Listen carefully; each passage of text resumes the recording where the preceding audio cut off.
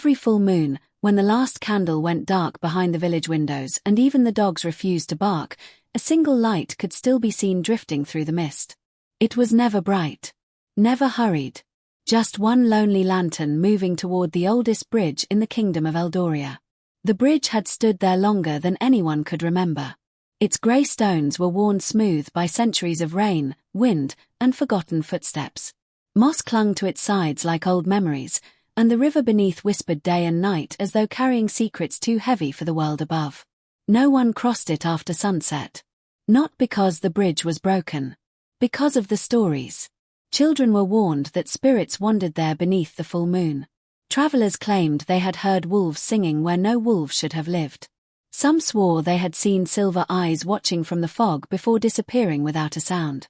Most people laughed at the tales during daylight. None of them laughed at night. Yet every single full moon, one woman came anyway. She carried fresh wildflowers gathered before sunrise. She carried the same white lantern. And she waited. She never called out. She never searched the forest. She simply stood beside the old stone railing, looking toward the dark trees as if she already knew someone would come. And someone always did. Before midnight, the forest would grow strangely quiet. The wind would slow. The river itself seemed to soften its voice. Then, from between the towering pines, a lone silver wolf would appear. Not running. Not hunting. Walking. Slowly. Calmly. As though returning home. It would stop beside the woman. For hours, neither of them moved. Neither spoke. When dawn painted the sky with pale gold, the wolf vanished into the forest once more. The woman returned to the village. Month after month. Year after year. The villagers called her foolish. The elders called her faithful. But none of them knew why the wolf returned. Or what promise had bound them together beneath every full moon. And none of them could imagine the terror that would arrive on the one night. When the wolf came back bleeding. Long before anyone called her strange. Before whispers followed her footsteps through the village market. Before children pointed toward the old bridge with frightened curiosity. Ilara had simply been a little girl who could never ignore suffering. She lived alone in a tiny cottage overlooking the river Ashen, where flower fields slowly gave way to endless forest. The cottage had once belonged to her grandmother, the village healer. Although the old woman had passed away many winters earlier, the house still smelled of dried lavender, cedar smoke, and fresh herbs hanging from every wooden beam. Its walls leaned slightly with age. Its roof groaned whenever mountain winds swept across the valley. Yet to Ilara, it was home. Every morning began before sunrise. She collected herbs while dew still rested on the leaves. She knew where moon lilies bloomed beneath ancient oaks. She knew which moss soothed burns. She knew which flowers eased fever. Birds no longer flew away when she entered the forest. Rabbits grazed only a few feet from her basket. Even frightened deer sometimes watched quietly from nearby clearings. People noticed these things. Some admired her gentle nature.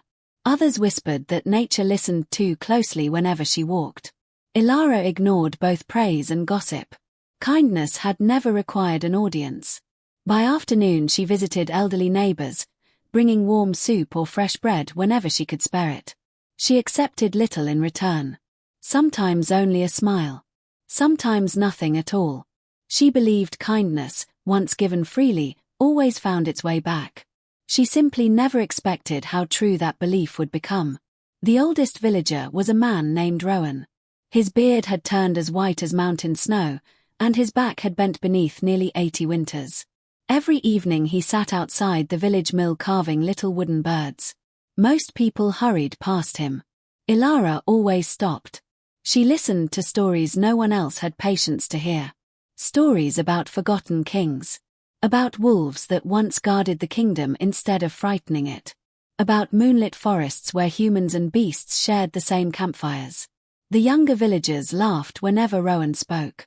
The old man dreams with his eyes open, they joked. Rowan only smiled. One autumn evening, after finishing another tale, he looked toward the distant bridge. You still go there? Ilara nodded. Every full moon. And does your friend still come? She smiled softly. He has never missed one. Rowan's weathered eyes grew strangely serious. Then pray he never does. Before she could ask what he meant, the old man quietly returned to carving his wooden bird. He never explained another word. Those words stayed with her. Not because she understood them. Because she didn't. The bridge itself stood nearly a mile beyond the village. The path leading there wound between silver birch trees whose pale trunks glowed beneath moonlight like silent guardians. Wildflowers grew through cracks between ancient stones. Small streams crossed the trail. Owls nested high above. Everything there felt older than memory. Older than kingdoms. Older than written history. The bridge crossed the river Ashen, whose waters remained astonishingly clear throughout every season. People believed the river remembered every face reflected upon its surface. Children tossed flowers into it during spring festivals. Newly married couples crossed it at sunrise for good fortune. But once darkness fell, the bridge belonged to silence. Ilara never feared it. She loved it. There was peace there unlike anywhere else. Perhaps because nothing ever pretended to be what it wasn't. The wind sighed honestly. The river spoke honestly. Even silence felt honest. She had been only 12 years old when everything began. It had happened during the first snowfall of winter. The forest had become strangely quiet. Too quiet. Even birds had disappeared. She remembered gathering pine needles for medicine when she heard something. Not a howl. Not quite a cry. A small sound. Weak. Broken. She followed it through thick snow until she reached the frozen riverbank beneath the bridge. The sight waiting there had remained inside her heart ever since. Blood stained the snow. Broken arrows lay scattered across the ground. Large wolf tracks circled desperately before disappearing into the trees. Hunters had been there. She could see where the struggle had ended. Several wolves had fallen. Only one tiny shape still moved. A wolf cub. Its silver fur was matted with snow. One tiny leg had been caught beneath a fallen branch. Its frightened eyes darted wildly the moment it saw her. It tried to growl. Only a weak whimper escaped instead. Ilara slowly knelt several feet away. The cub trembled violently. Its breathing came in frightened little bursts. She could have walked away. Everyone expected her to. Wolves were dangerous. That was what every adult repeated. Yet all she could see was a child who had lost its family, just like any human child would. She carefully removed her wool scarf. Then, inch by inch, she crawled closer. The cub tried once more to bare its tiny teeth. Its strength failed almost immediately. "I'm not here to hurt you," she whispered. The forest answered only with falling snow. Slowly, very slowly, she lifted the heavy branch. The cub cried softly as its trapped leg came free. It tried standing. Collapsed. Tried again. Collapsed once more. Without thinking, Ilara wrapped the trembling little creature inside her scarf. It froze for one terrified heartbeat. Then, it stopped struggling. Its tiny heartbeat pounded against her hands. Fast. Frightened. Alive. She carried it all the way home beneath her coat.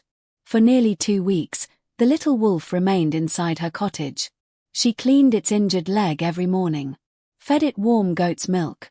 Read old stories aloud while it slept beside the fireplace. At first the cub watched every movement with fearful eyes. Gradually, fear became curiosity. Curiosity became trust. Soon it followed her everywhere. When she gathered herbs outside, the cub stumbled after her. When she swept the cottage floor, it playfully chased the broom. Sometimes it fell asleep with its head resting on her boot while she worked. It never barked. Never growled. Only watched. Always watched. Its eyes were unlike any animal she had ever seen. They held a strange awareness. Almost. Understanding. One snowy evening, she awoke before dawn. The front door stood slightly open. Cold air drifted inside. Fresh wolf tracks circled the cottage. Not one wolf. Many. Huge prints. Larger than any ordinary wolves. The little cub stood quietly outside the doorway. It looked toward the forest. Then back at Ilara. For several long seconds neither moved. She somehow understood. It was time. The cub slowly walked toward her one last time, pressed its small nose gently against her hand, then disappeared into the trees. The larger wolves followed silently behind it. By sunrise, only tracks remained. She cried that morning. Not loudly, just enough for tears to fall into the wooden floorboards while the fire quietly burned beside her. A month later, the full moon rose. Unable to sleep, Ilara wandered to the old bridge carrying the lantern her grandmother had once owned. She wasn't expecting anything. She simply wanted to remember. The river shimmered beneath silver light. Snow covered every stone. The forest stood perfectly still. Then, branches shifted. A large silver wolf stepped from the darkness. Not the tiny cub she remembered. Older, stronger, larger than any wolf she had ever imagined. Moonlight flowed across its silver coat until it almost seemed carved from living frost. Golden eyes met hers. The wolf stopped only a few feet away. Neither moved. Neither feared the other. Minutes passed. Perhaps hours. The wolf lowered its great head, turned quietly, returned to the forest. That was all. The following full moon, it returned again. Then again. Then again. Years passed. The wolf grew larger. Ilara became a woman. Yet neither missed a single full moon. No promises had been spoken. None were needed. Sometimes the greatest promises were made in silence. The villagers noticed. How could they not? People returning late from neighboring towns occasionally glimpsed the silver wolf. Rumors spread faster than wildfire. Some claimed Ilara had enchanted the beast. Others insisted the wolf protected buried treasure beneath the bridge. Children dared each other to visit the place after sunset. None stayed longer than a few minutes. Only Rowan never questioned her. One evening he simply smiled. Still coming. Every month. And him.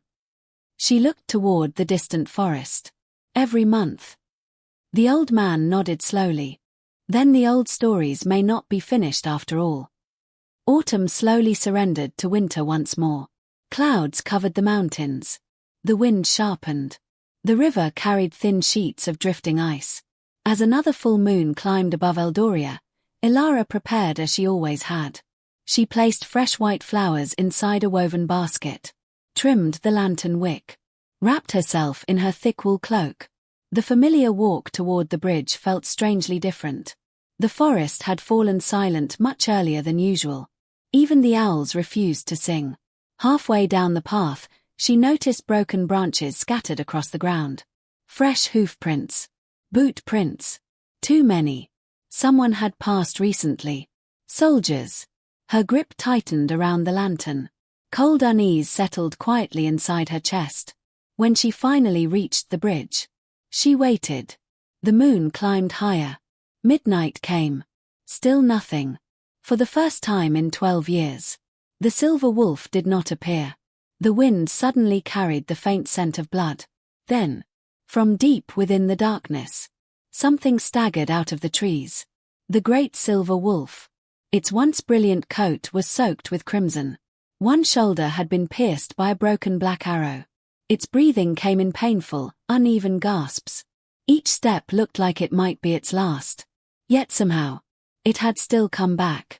As the exhausted wolf collapsed onto the cold stone bridge, the lantern's trembling light caught something hanging from its blood-stained neck. An ancient silver medallion, etched with the forgotten crest of a royal house no living villager had seen for generations. And before Ilara could even kneel beside her oldest friend, the sound of distant hunting horns echoed through the forest. The hunting horns rolled through the forest one after another, low and hollow, as though the mountains themselves had begun to breathe. Ilara's heart pounded against her ribs. She had heard those horns before. Not often. Only when Lord Garrick's soldiers hunted. The sound never meant mercy. It meant someone, or something, was being chased until there was nowhere left to run. The silver wolf lay on the cold stones of the bridge, its broad chest rising and falling in slow, painful breaths. Moonlight washed across its fur, but the silver had nearly disappeared beneath dark streaks of blood. The broken arrow still jutted from its shoulder. Blood slipped between the cracks of the ancient stones before disappearing into the river below. Ilara dropped to her knees without hesitation. The wolf lifted its heavy head. Golden eyes met hers. Pain burned inside them. Yet there was no fear. Only trust. The kind of trust that had taken 12 silent years to build. She gently rested one hand beneath its neck. "You're safe," she whispered. The words barely left her lips before another horn echoed much closer. The wolf's ears twitched. Its breathing became faster. It tried to stand. Its front legs buckled beneath its own weight. Ilara quickly wrapped both arms around its neck to stop it from collapsing against the stone railing. "Not yet," she murmured. "You've carried yourself this far. Now let me carry you." The great animal closed its eyes for one brief moment, as though surrendering the burden it had carried alone for far too long. The bridge offered little shelter. Anyone following the trail of blood would find them within minutes. Ilara looked toward the dense forest. Only one place remained hidden enough. Her grandmother's old herb cave. Few people even knew it existed. Long before Ilara had been born, healers gathered rare mountain plants inside a narrow cave tucked beneath towering cliffs west of the river. The entrance was hidden behind hanging ivy and thick moss. Even hunters often walked past without noticing it. It was nearly half a mile away. Far. Too far for an injured wolf. She glanced at the animal. Its breathing had become shallower. Its eyes struggled to stay open. There was no time to think. Only time to act. Ilara slipped one arm beneath the wolf's chest while encouraging it forward with slow, gentle movements. The massive creature somehow understood. Using every remaining ounce of strength, it forced itself onto trembling legs. One painful step. Then another. Every movement left fresh crimson drops across the snowy path. Ilara kept her shoulder pressed against its side. Though she could never support its full weight, her presence seemed enough. Together they disappeared into the sleeping forest. The night seemed determined to hide them. Clouds drifted across the moon. Mist gathered between ancient pines. The forest floor softened beneath fresh snow, swallowing the sound of careful footsteps. Still. The horns grew closer. Far behind them came another sound. Dogs. Large hunting hounds. Their deep barking echoed between the trees. The soldiers had found the trail. Ilara's pulse quickened. She knew these woods better than anyone. She avoided open paths, guiding the wolf through narrow passages between moss-covered rocks and fallen cedar trunks. Branches brushed against her cloak. Cold air burned inside her lungs. Twice the wolf stumbled. Twice she caught it before it struck the frozen ground. "You've survived this long," she whispered between hurried breaths. "Don't give up now."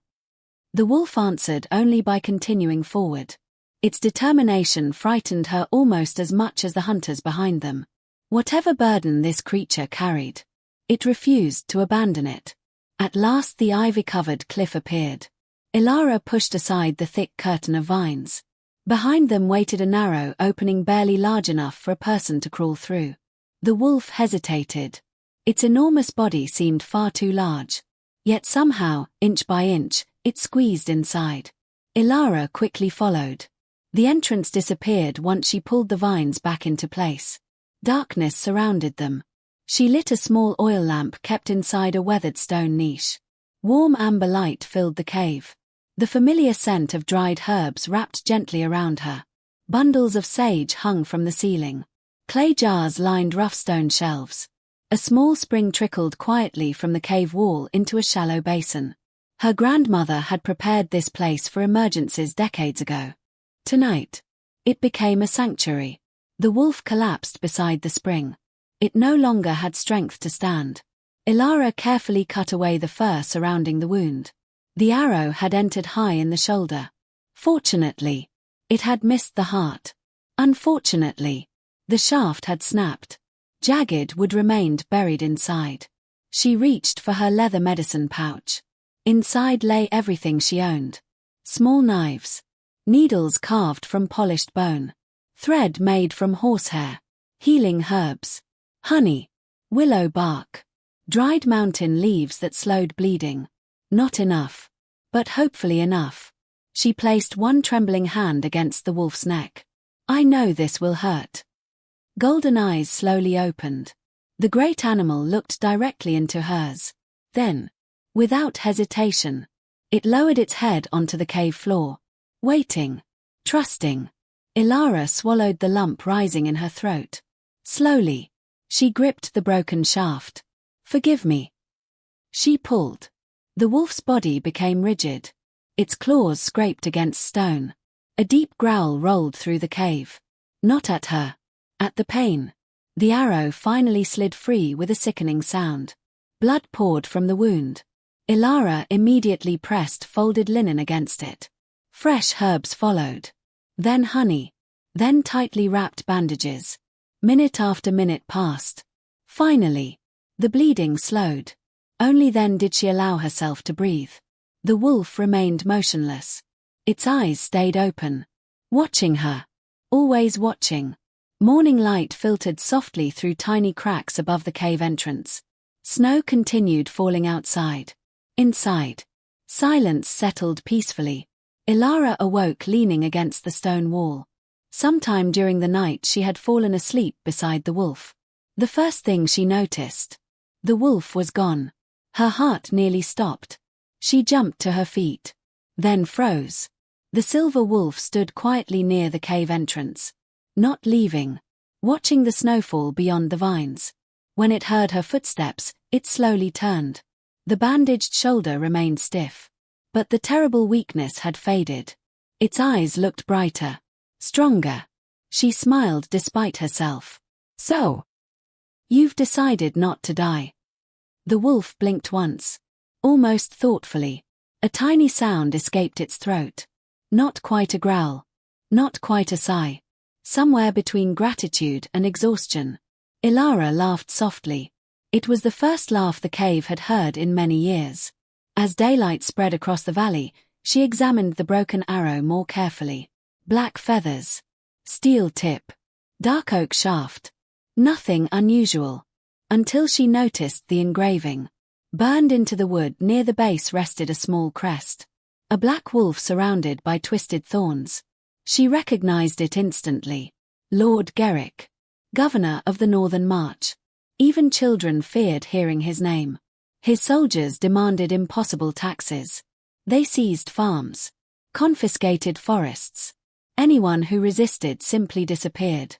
Travelers often returned with stories of villages burned after refusing his orders. No one challenged him. Not openly. Because Gerrick answered every disagreement with steel. Ilara stared at the crest. Why? Would Gerrick personally hunt one wolf? Unless it wasn't simply a wolf. Her eyes slowly drifted toward the silver medallion still hanging around the animal's neck. Now that the blood had been washed away, intricate carvings became visible. A full moon. 2 wolves. A crown. Symbols worn almost smooth by time. She had seen something similar before. Where? Then memory returned. Rowan. One of his old wooden carvings. A forgotten royal banner. The same design. Almost identical. The realization sent a chill through her. The stories hadn't been stories. Over the following days, the wolf recovered with astonishing speed. Its wound remained serious, yet every sunrise revealed new strength. It helped gather firewood by dragging fallen branches toward the cave. It waited patiently whenever Ilara prepared medicine. Sometimes she caught it studying old books stacked inside her grandmother's wooden chest. Not sniffing them. Looking. Its golden eyes followed the faded drawings as though remembering something long forgotten. The behavior unsettled her. Animals were intelligent. She knew that. But this felt different. Deeper. One rainy afternoon she accidentally dropped a clay jar. It shattered across the floor. Before she could reach the scattered herbs, the wolf gently nudged the untouched bundles toward her with its nose while avoiding every sharp piece of broken pottery. It understood. Not tricks. Understanding. The thought lingered in her mind long after sunset. On the 7th morning, the wolf stood beside the cave entrance before dawn. Waiting. When Ilara approached, it looked toward the forest. Then back at her. Then toward the trees again. "You want me to follow?" The wolf turned without another glance. Its pace remained slow because of the healing shoulder. Every few moments it looked back to make sure she remained behind. The journey led deeper into the northern forest than Ilara had ever traveled. Towering pines gave way to ancient white oaks whose branches spread so wide they nearly hid the sky. The air became strangely still. Even birds sang more softly there. Moss covered enormous stones shaped by forgotten centuries. At last, the wolf stopped. Before them stood dozens of weathered statues. Time had nearly erased their faces. Roots wrapped around cracked marble legs. Wildflowers bloomed between broken shields. Some statues depicted kings, others warriors. But what stole Ilara's breath was what stood beside every human figure. Wolves. Not chained. Not attacking. Standing proudly. As equals. As guardians. She slowly brushed centuries of moss away from one carved wall. Beneath it appeared an enormous relief stretching across the ancient stone. An entire army of humans marched beside hundreds of wolves beneath one royal banner. At the center stood a crowned king. Beside him, a giant silver wolf. The very same crest engraved upon the medallion. The very same symbol carved onto Rowan's wooden bird. History had not forgotten it. People had. Ilara reached out with trembling fingers and touched the weathered carving. At that very moment, a raven burst from the trees overhead. Its harsh cry shattered the silence. The silver wolf spun toward the forest. Its ears stood rigid. Every muscle tightened. Then, carried by the wind, came the unmistakable sound of armored footsteps. Lord Garrick's soldiers had found the ancient ruins. The silver wolf did not growl. It did not bare its teeth. Instead, every muscle beneath its silver coat became still, the kind of stillness that came only when danger stood close enough to smell. The raven circled once above the ruined statues before disappearing beyond the white oaks. The forest fell silent. Not peaceful. Waiting. Ilara could hear it now. Armor brushing against leather. Branches snapping beneath heavy boots. The distant clink of swords striking iron buckles. The soldiers were searching carefully. Someone among them knew these woods well. The wolf turned its head toward Ilara.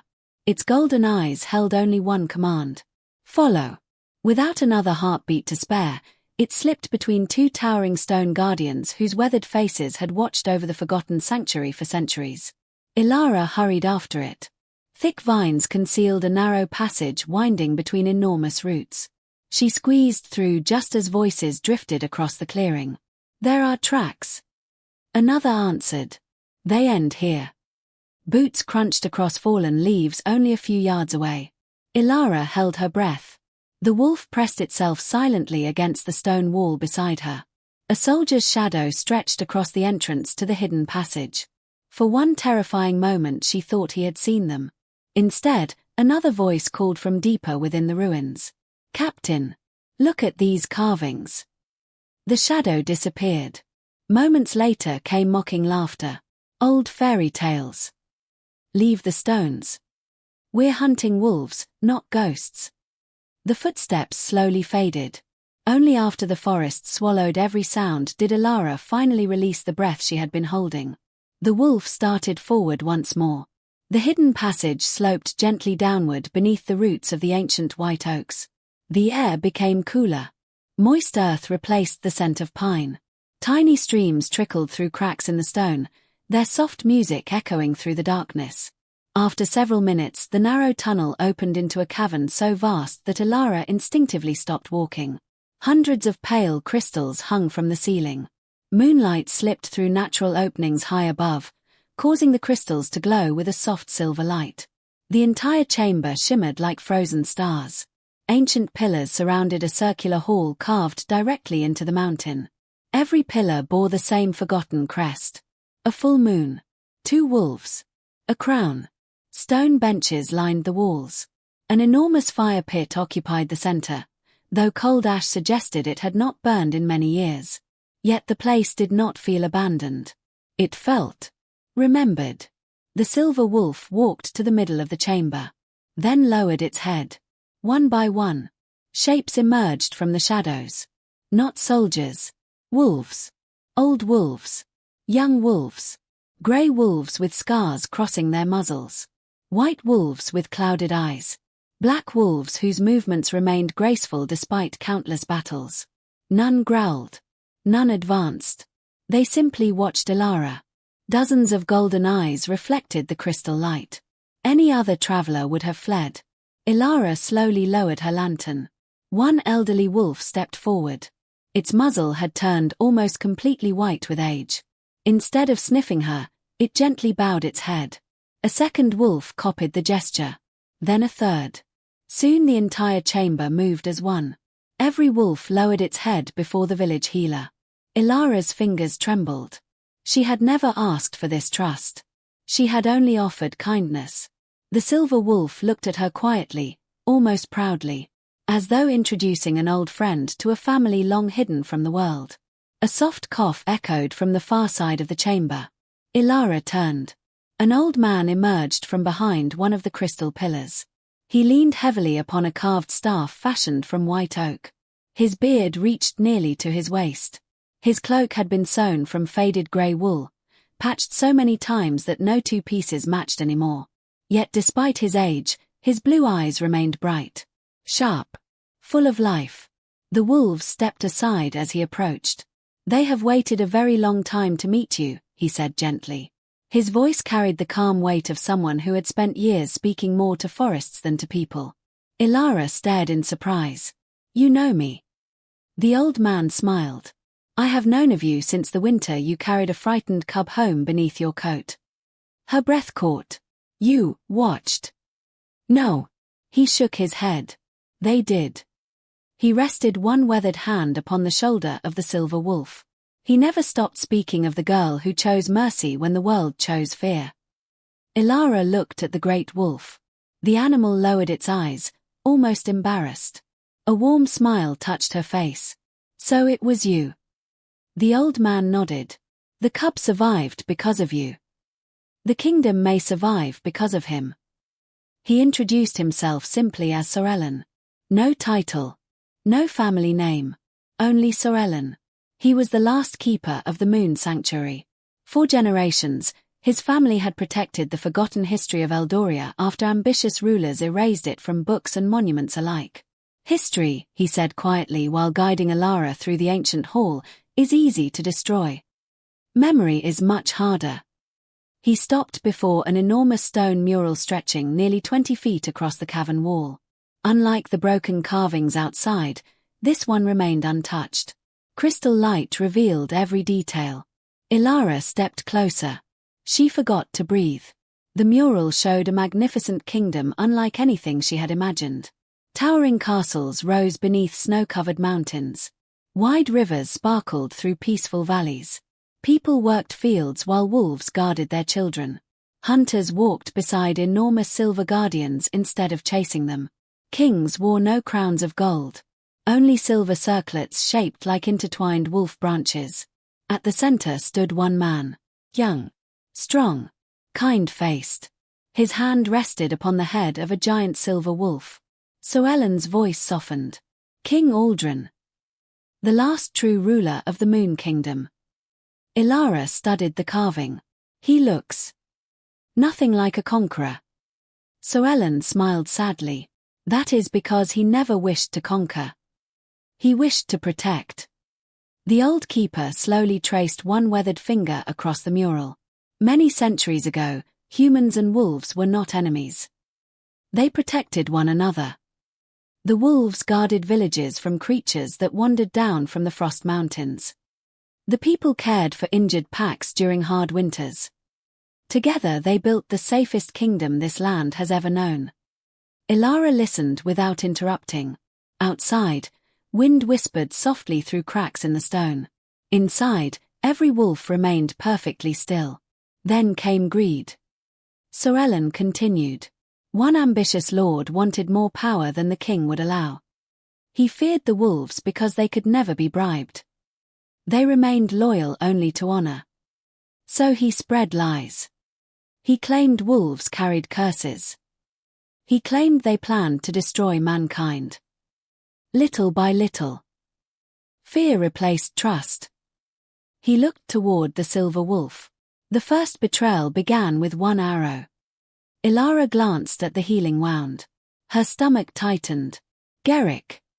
Soellen slowly shook his head. No. Someone far worse. Garrick merely walks the same dark road. They reached another chamber. Unlike the first, this room held shelves carved directly into the rock. Ancient scrolls rested inside clay tubes. Old banners hung faded with age. Broken swords. Rusted shields. Children's wooden toys. Simple objects. Pieces of forgotten lives. At the center stood a stone pedestal. Upon it rested a crown unlike any Ilara had seen. No jewels.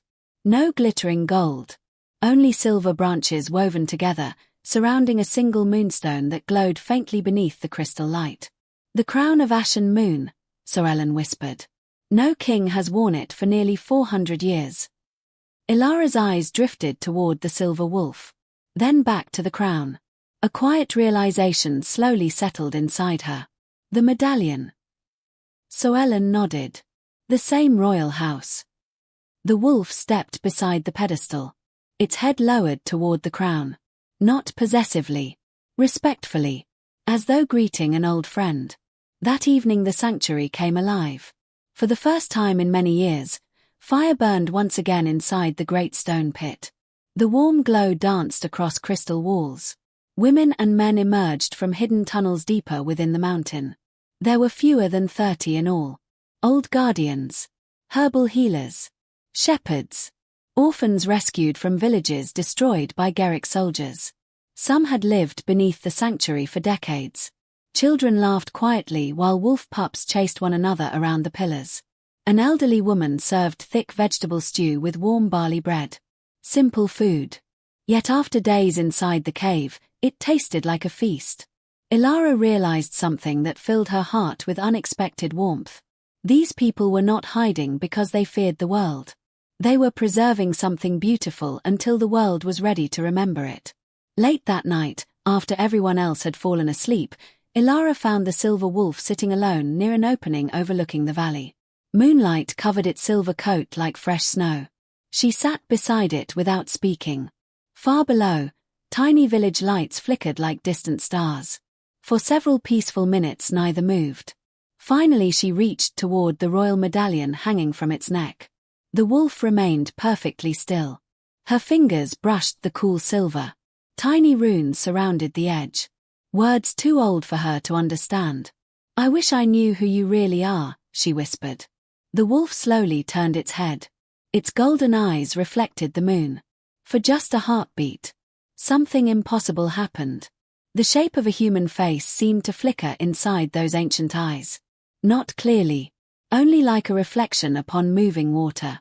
Then it vanished. Ilara blinked. Had exhaustion fooled her? The wolf gently rested its great head against her shoulder. The question remained unanswered.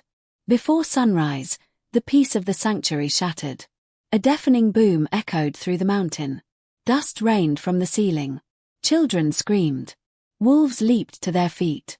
Another explosion followed. This one closer. Soellen's face turned pale. "They've found us." A young scout burst into the chamber, breathing hard. "My lord. They've brought fire. They're burning the forest." Smoke drifted through the upper tunnels. The sanctuary had remained hidden for centuries. Now flames were forcing its defenders into the open. Outside, the first trees were already collapsing beneath walls of fire. And somewhere beyond the smoke, Lord Garrick watched the mountain with a satisfied smile, certain that before the sun set, the last secret of the Moon Kingdom would belong to him. The first tree crashed to the ground with a sound that shook the mountain. A shower of sparks burst into the pale morning sky. Smoke poured through the upper tunnels of the sanctuary, thick and bitter, carrying the sharp smell of burning pine. Children clung to their mothers. The younger wolves circled nervously, their ears pressed flat as frightened whimpers echoed through the crystal halls. For centuries, the Moon Sanctuary had survived because the forest had hidden it. Now the forest itself had become its greatest danger. Soellen stood at the center of the chamber, his weathered face calm despite the panic spreading around him. "No one runs alone," he said, his voice carrying farther than the frightened cries. "We leave together." The words settled over the room like steady hands calming troubled waters. The guardians immediately sprang into motion. Ancient scrolls disappeared into leather satchels. The silver crown was wrapped carefully in thick linen. Children were lifted into waiting arms. Several wolves moved silently toward hidden passages, preparing to guide the escape. Ilara hurried to help an elderly woman gather bundles of healing herbs. Every movement mattered. Every heartbeat counted. Above them another explosion thundered. Stone dust drifted from the ceiling. The mountain groaned. "They're using oil," one guardian whispered. "They want the smoke to drive us out." Soellen slowly closed his eyes. So, Garrick has learned patience. Outside, the once peaceful forest had become a nightmare. Walls of orange flame climbed ancient pines. Birds burst into the sky in desperate clouds. Deer raced blindly between burning trees. Even the wind seemed to scream as it carried glowing embers across the mountainside. Hidden among the smoke stood dozens of Garrick's soldiers. Some held torches. Others long spears. Archers waited with arrows already drawn. Lord Garrick himself sat upon a towering black horse at the edge of the burning woods. His dark cloak barely moved despite the rising heat. His cold grey eyes never left the mountain. He was not watching the fire. He was watching the places where survivors might emerge. A cruel smile touched his lips. Nothing hidden stays hidden forever. Deep inside the sanctuary, the silver wolf suddenly lifted its head. Its golden eyes narrowed. Without warning, it turned toward a narrow tunnel leading away from the main escape route. Soellen noticed immediately. He hears something. The old keeper stepped beside the wolf. Then his expression changed. There is another passage. One of the younger guardians frowned. No one has used that tunnel for generations.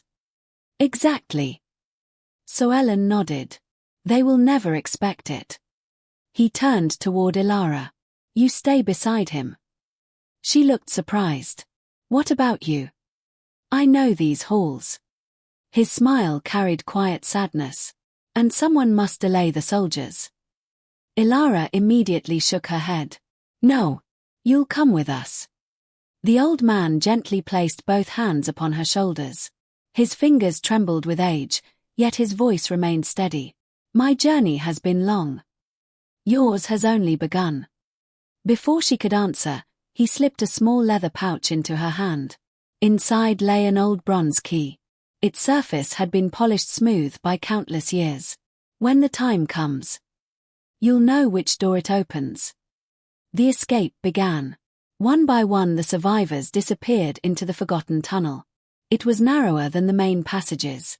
The ceiling hung so low that many adults were forced to bend as they walked.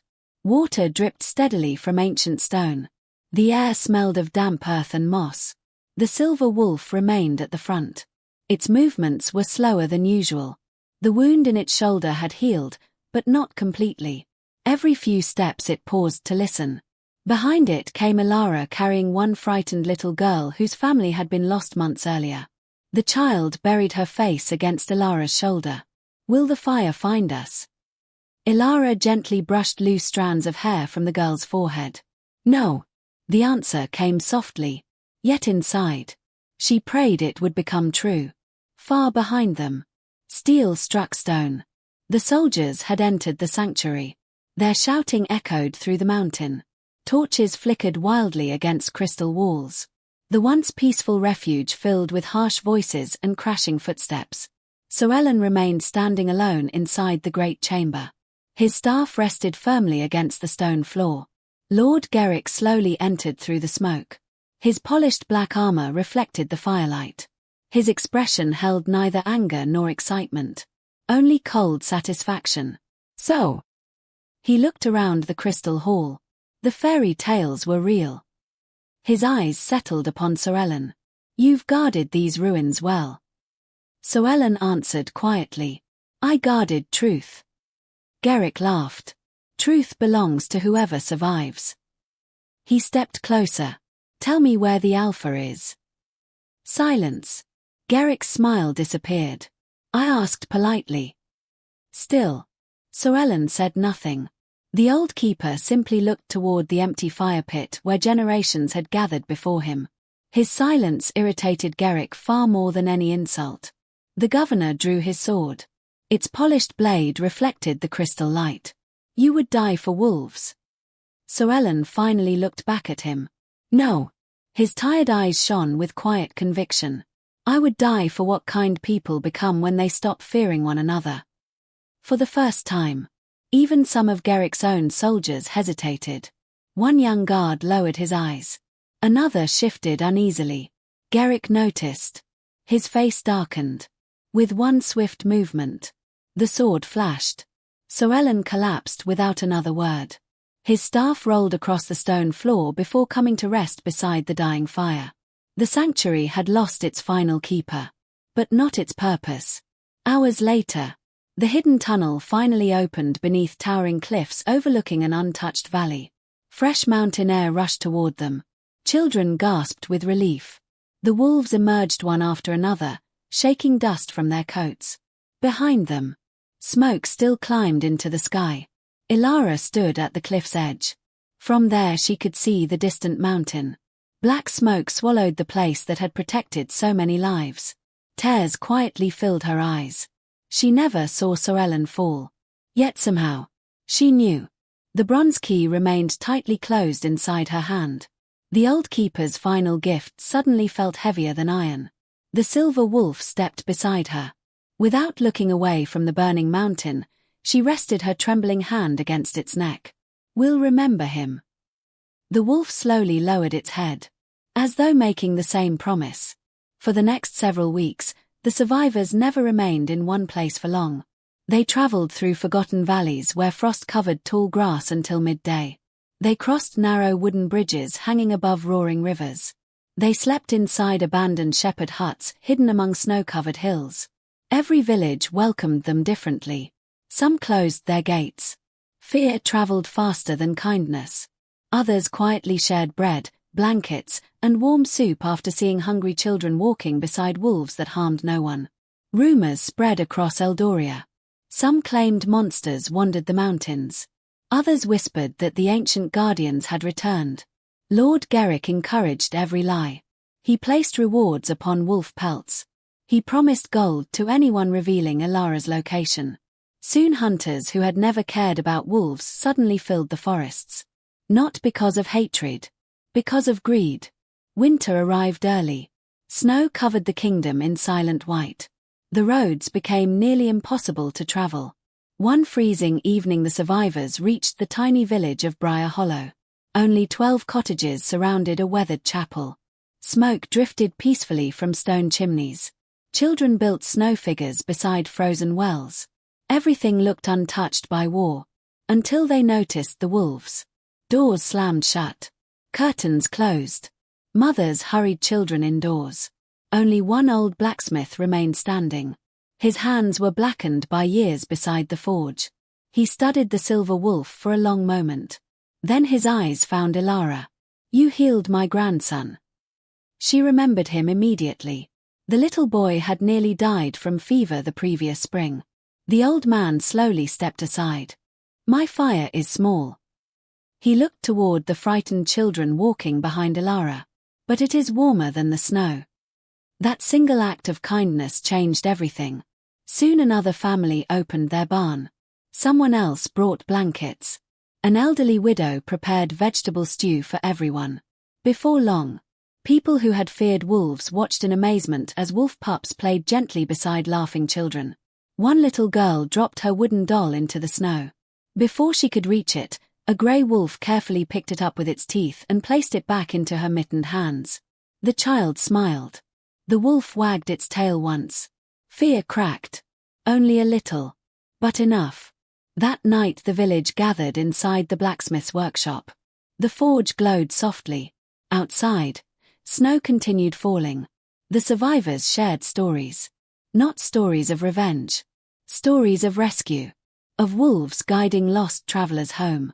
Of shepherds saved from avalanches. Of children protected during blizzards. The villagers listened. Many had believed Garrick's stories all their lives. Now, for the first time, they heard another truth. Ilara watched the silver wolf lying quietly beside the warm forge.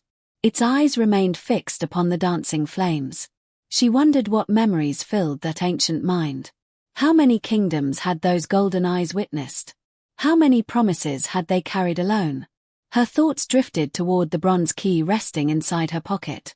So Ellen's final words echoed softly. When the time comes, you'll know. Outside, far beyond the peaceful village, a lone wolf suddenly lifted its muzzle toward the moon and released a long, mournful howl. The silver wolf instantly stood.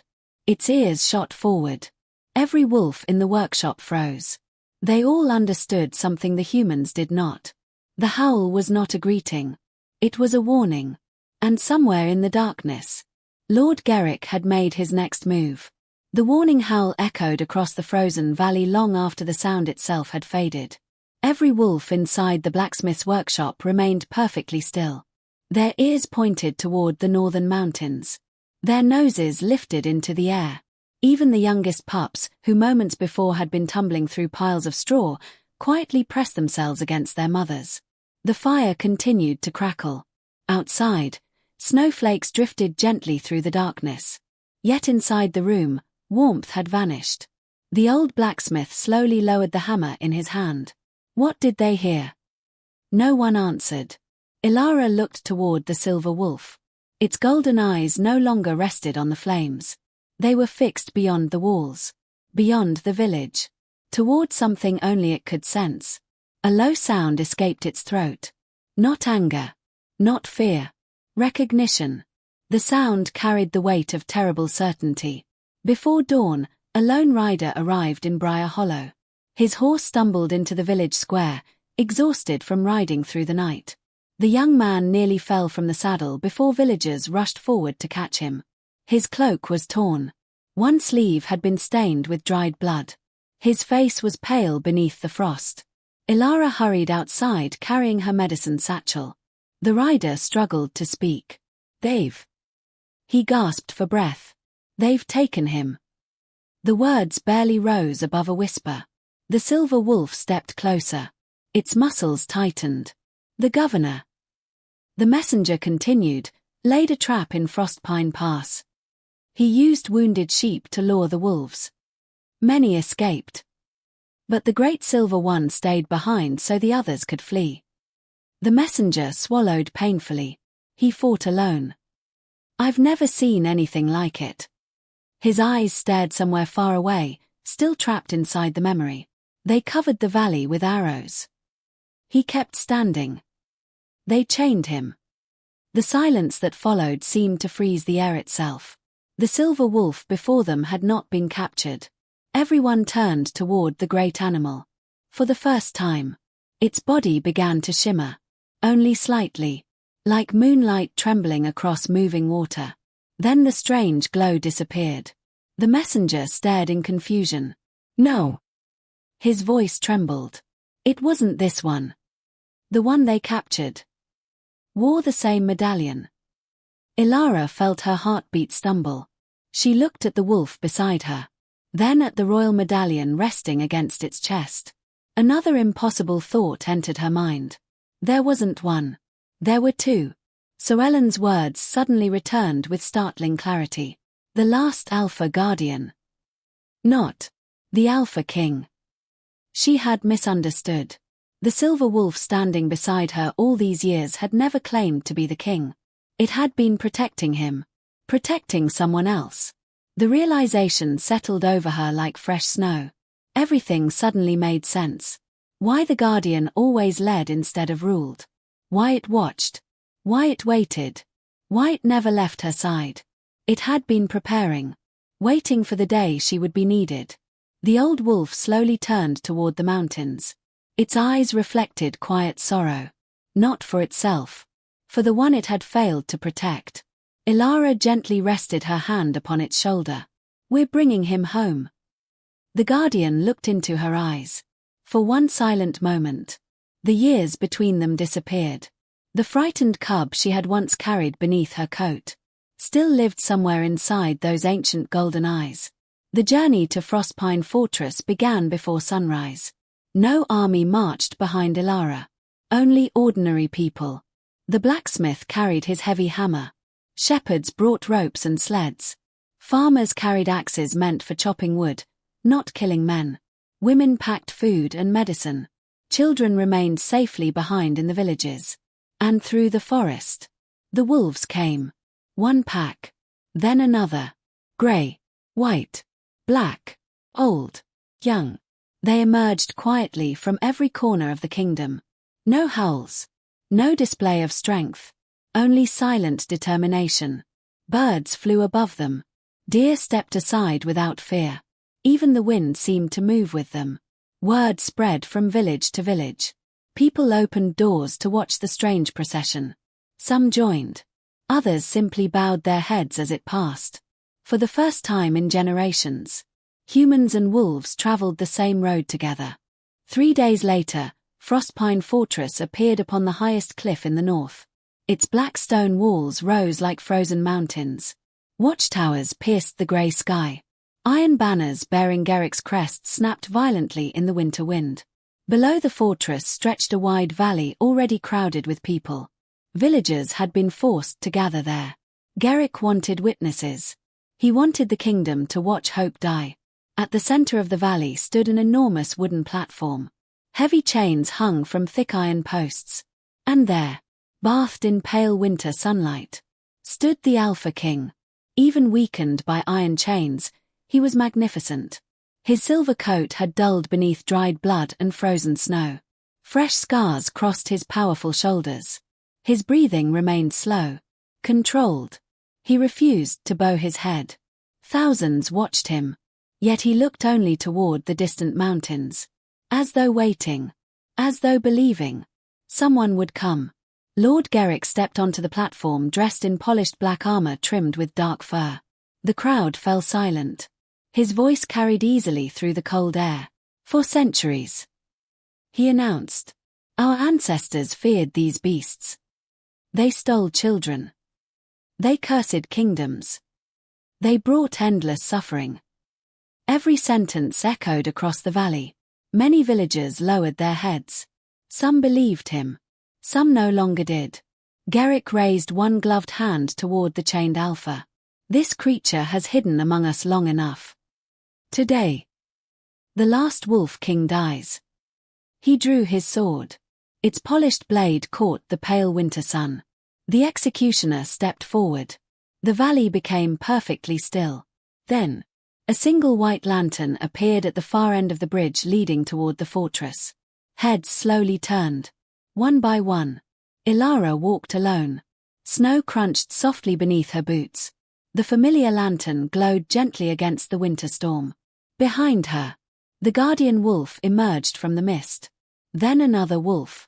Then another. Soon dozens of wolves crossed the bridge in complete silence. Not charging. Walking. Behind them came farmers. Blacksmiths. Shepherds. Mothers. Old men. Young women. People Garrick had ruled through fear all his life. No one shouted. No one threatened. They simply kept walking. The sight unsettled the soldiers more than any army ever could. Garrick laughed. So? He spread his arms dramatically. The witch finally arrives. Ilara stopped only a few yards from the platform. The wind lifted loose strands of her chestnut hair. Her lantern swayed gently beside her. I came, she said calmly, because enough people have been taught to hate what they never tried to understand. Garrick smiled coldly. You speak of wolves. I speak of you. He pointed toward the crowd. They followed lies. Ilara slowly looked around the valley. I see families. I see neighbors. I see people who finally remembered kindness. No one applauded. No one needed to. Faces throughout the crowd quietly changed. Fear gave way to courage. One soldier lowered his spear. Another stepped backward. An old woman walked out from the crowd and stood beside Ilara. Then the blacksmith. Then the shepherd. One after another. People crossed the invisible line fear had drawn years before. Garrick saw it happening. For the first time. His confidence cracked. You think compassion makes you strong? He sneered. It makes you weak. He turned toward the executioner. Finish it. The executioner raised his axe. Before the blade could fall, a thunderous howl rolled across the valley. Every wolf answered. The sound shook the frozen cliffs. Snow tumbled from distant pines. The chained alpha slowly lifted his head. His golden eyes met Ilara's. Recognition, hope, gratitude, all without a single word. The guardian wolf stepped forward. It stood between Ilara and the platform. Its body lowered. Its ears flattened. Ready. Not to attack. To protect. Garrick's soldiers instinctively tightened their grips upon their weapons. But many hesitated. Because the wolves were not charging. They were shielding people. Children hidden within the crowd peeked between their parents. Instead of monsters, they saw guardians. And in that single breathtaking moment, the oldest lie in the kingdom began to crumble. The valley held its breath. Snow drifted quietly between the two sides, settling upon polished armor, worn cloaks, and silver fur alike. No one moved. No one dared. The only sound came from the winter wind sweeping across Frostpine Fortress, carrying with it the long, mournful howl that still echoed from the surrounding mountains. Lord Garrick slowly lowered his raised hand. His cold eyes drifted across the crowd. Something had changed. Not on the battlefield. Inside the people. For years, he had ruled through fear. He had taught fathers to fear the forests beyond their fields. He had convinced mothers that every howl in the night belonged to a monster waiting for their children. He had turned old legends into weapons. Now those same people stood shoulder to shoulder with wolves. Fear was slipping away. And Garrick knew that once fear disappeared, power followed. His face hardened. If they will not obey, he said quietly, they will watch everything burn. He swung his sword toward the fortress walls. Archers! Hundreds of bowstrings stretched at once. The sharp sound rolled across the frozen valley. Every arrow pointed not only toward the wolves, but toward the villagers standing beside them. Children. Old men. Women carrying blankets instead of weapons. Garrick had never intended a fair fight. He had intended an example. Ilara stepped forward. Only one step. The lantern in her hand swayed gently as snowflakes settled upon its glass. She looked toward the frightened faces behind the soldiers. Many of Garrick's men were little older than boys. Their hands trembled against their bows. Some had families waiting in villages not far from her own. They had not been born cruel. They had simply been taught whom to fear. Ilara raised her voice. Not loudly, but clearly enough for the valley to hear. If you loose those arrows, they will not only strike wolves. She slowly turned toward the villagers standing behind her. They will strike your own people. Silence answered. Several archers glanced toward one another. One lowered his bow. Another followed. A captain shouted at them. Hold your line. Still. More bows slowly dipped toward the snow. Lord Garrick's jaw tightened. Cowards! His voice cracked through the valley. I command you. No one moved. Not because they had forgotten his orders. Because they had remembered their hearts. Rage twisted Garrick's face. With a furious shout, he snatched a torch from one of his soldiers. If this kingdom chooses beasts, then this kingdom deserves ashes. He hurled the burning torch toward the ancient wooden supports beneath the old bridge that connected the fortress to the valley. Dry timber caught almost instantly. Orange flames raced along centuries-old beams. Smoke climbed into the pale sky. The bridge. The very bridge where Ilara had waited every full moon. The bridge where a frightened wolf cub had first found kindness. The bridge where generations had crossed in peace. Had become Garrick's final target. People screamed. Families trapped upon the bridge rushed toward both sides. The ancient structure groaned beneath their weight. Burning ropes snapped one after another. Heavy stones shifted. The river Ashen roared below, swollen by melting mountain ice. A mother slipped. Her small son tumbled toward the crumbling edge. Without thinking, Ilara ran. Not toward Garrick. Toward the child. She threw herself across the broken stones just as the little boy lost his footing. Her fingers caught his wrist. The force nearly pulled both of them into the raging river. The lantern rolled from her hand. Its light spun across the bridge before coming to rest beside a broken pillar. Behind her, the guardian wolf lunged forward. Its powerful jaws caught the back of Ilara's cloak. Instead of pulling her away, it held her steady. Another wolf grabbed the frightened child's coat. Together, human and wolf became one chain. The boy was lifted safely onto solid ground. The mother collapsed around him, sobbing into his hair. There was no time to celebrate. The bridge shook again. A section of stone crashed into the river below. Water exploded upward in a cloud of icy spray. People scattered in every direction. Smoke filled the air. The ancient bridge was dying. High upon the execution platform, the chained Alpha King watched everything. His golden eyes never left Ilara. She had chosen strangers over victory. Once again. Just as she had chosen a frightened cub years before. Chains rattled. One link cracked. Then another. The silver medallion resting against his chest began to glow. Softly at first. Like moonlight touching still water. The glow spread through every chain wrapped around his body. The ancient runes carved into the iron suddenly shimmered. Far below, the river Ashen answered. Its waters, clear for countless generations, began reflecting silver light despite the grey winter sky. The old bridge trembled. Not from collapse. From awakening. Ancient carvings hidden beneath centuries of moss slowly revealed themselves across every stone. Full moons. Intertwined wolves. Human hands reaching toward one another. The forgotten covenant. The promise made long before hatred had entered the kingdom. Everyone saw it. Even Garrick. His confidence disappeared. No.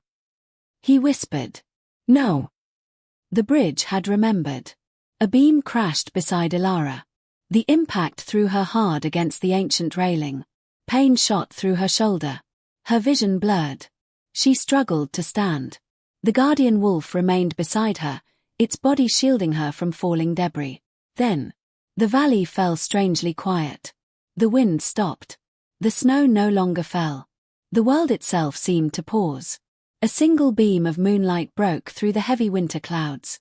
Although it was still daylight, a full moon appeared, pale and magnificent, hanging above the valley as though time itself had bent around an older promise. The silver light touched the Alpha King's medallion. Then the Guardian's. Then, Ilara's hands. Warmth spread through her fingers. Not fire. Not magic meant to destroy. Something older. Something gentle. The same kindness she had offered without expecting anything in return. The same compassion that had carried a wounded cub home. The same mercy that had united frightened people and forgotten wolves. The bridge had not awakened because of power. It had awakened because someone had finally fulfilled the promise upon which it had been built. The last chain shattered. Its sound echoed across the valley like the ringing of a great bell. The Alpha King stepped forward. Silver light surrounded him. His enormous form became almost impossible to look at directly. The wind circled around him. Snow rose from the ground in graceful spirals. Slowly, the shape of the great wolf began to change. Powerful legs became human. Silver fur dissolved into flowing white garments embroidered with ancient symbols. The broad wolf's head lifted and became the face of a man. Strong. Calm. His long silver hair rested upon his shoulders like fresh snowfall. Golden eyes remained unchanged. They were the same eyes that had watched over kingdoms for generations. The same eyes that had searched every full moon for the healer standing faithfully upon the bridge. The valley stood in stunned silence. The Alpha King had returned. Not as a conqueror. As a promise finally kept. He walked toward Ilara. Every step left faint silver light upon the ancient stones. When he reached her, he gently helped her to her feet. Neither spoke immediately. Words seemed far too small. At last, he bowed his head. Not as a king. As a man honoring the one person who had never judged him by his appearance. "My kingdom lived," he said softly, his voice carrying the quiet strength of distant mountains, because one little girl chose compassion over fear. Ilara smiled through tears. I only helped someone who needed it. The Alpha King's eyes warmed. And that, he replied, is why you succeeded where armies failed. Lord Gerrick staggered backward. This is impossible. He raised his sword with trembling hands. I will not lose everything to fairy tales. With a furious cry, he charged. The Alpha King did not draw a weapon. He simply stepped aside. Gerrick's own momentum carried him across the fractured bridge. The ancient stones beneath his feet, weakened by the fire he himself had started, gave way. He reached desperately for the railing. His fingers slipped. He plunged into the icy river Ashen below. The current swallowed him almost instantly. His sword disappeared beneath the rushing water. The river carried him away, not through vengeance, but through the consequence of his own destruction. Justice arrived without hatred. The valley remained silent. No one cheered. No one celebrated another man's fall. They simply watched as fear finally left the kingdom. Winter slowly surrendered to spring. Snow melted from rooftops. Wildflowers returned to the hillsides.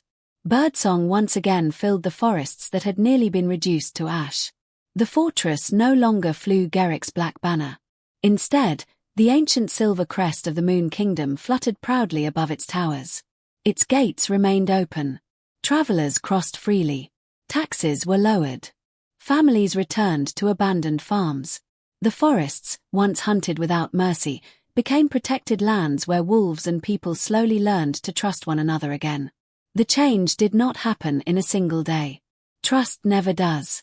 It grew quietly, one kind act at a time. A shepherd shared water with a thirsty wolf during a summer drought. A wolf pack guided lost merchants through a mountain blizzard. Children no longer hid when they heard howls at night. Instead, they smiled, knowing guardians walked beyond the trees. Ilara never accepted a grand title. She refused a castle. She declined every offer of wealth. She returned to her little cottage beside the river Ashen. The herb garden flourished once more. Lavender swayed in the warm breeze. Birds nested beneath the old roof. People traveled from distant villages seeking her healing hands. She welcomed every visitor with the same quiet smile she had worn long before anyone knew her name. Nothing about her kindness changed. Only the world around it. The Alpha King often visited. Sometimes dressed in royal robes. Sometimes walking the forest in the form of the great silver wolf. Whenever he came, they spoke little. They never needed many words. Their friendship had always been built in silence. Silence beside the bridge. Silence beneath the moon. Silence shared by two souls who had trusted each other long before they understood why. Years passed. Children who had once hidden behind their parents grew into adults. The old stories returned, not as frightening legends, but as treasured memories. Every full moon, people quietly gathered near the restored bridge. Not for ceremonies. Not for celebrations. Simply to remember. And without fail. As moonlight painted the ancient stones in silver, one familiar lantern appeared at the end of the path. Ilara carried it just as she always had. Fresh wildflowers rested in her hands. She crossed the bridge slowly, smiling at the river that had witnessed every chapter of her life. Moments later, from the peaceful forest beyond, a magnificent silver wolf emerged. Sometimes the Alpha King walked beside her in human form. Sometimes he chose the shape of the wolf that had protected the kingdom for centuries. But always, a silver wolf came back. The children would watch with wide eyes. Their grandparents would smile knowingly. No one interrupted the quiet meeting. Some promises were too sacred for words. As the moon climbed higher above Eldoria, the lantern's gentle light reflected across the river Ashen, and the old bridge stood stronger than ever, not because it had survived time, but because it had become a place where compassion defeated fear, loyalty outlived hatred, and one simple act of kindness changed the destiny of an entire kingdom. And for generations to come, whenever the full moon rose over the forests of Eldoria, people would tell their children that if they looked carefully through the silver mist, they might still see a woman waiting with a lantern, and a faithful wolf who always found his way back home.